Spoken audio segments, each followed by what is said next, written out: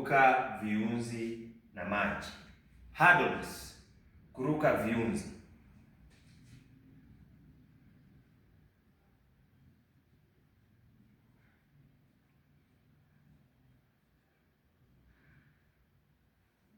Shot put, ile ambayo huwa inarushwa hivi, kitu kizito, tunaita kurusha tufe.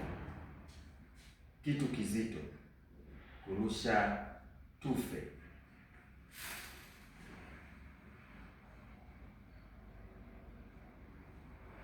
Javelin, ile ambayo inarushwa kama mkuki, tunaita hivyo hivyo, kurusha mkuki.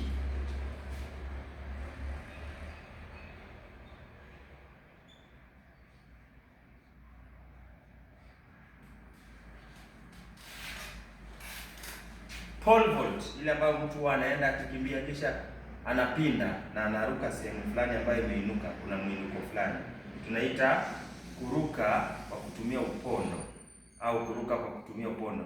Ile vault ambayo inaenda hivi ikijipinda ndio tunaita upondo. Kwa hivyo pole vault, kuruka kwa upondo.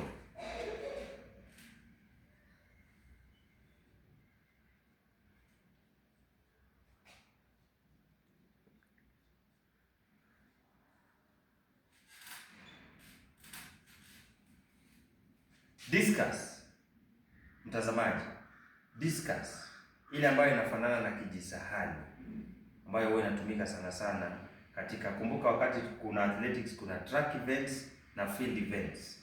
Sasa discus huwa inarushwa katikati ya uwanja kama field event. Katika Kiswahili discus tuhitaji sehemu ya maoni, tujumuike pale tupige kazi. Cross country, mbio za nyika, mbio za nyika.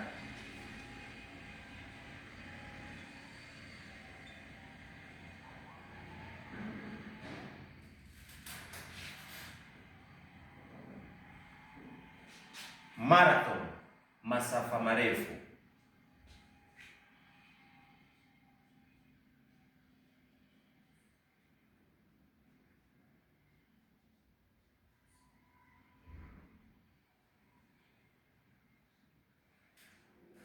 Relay, kupokezana vijiti.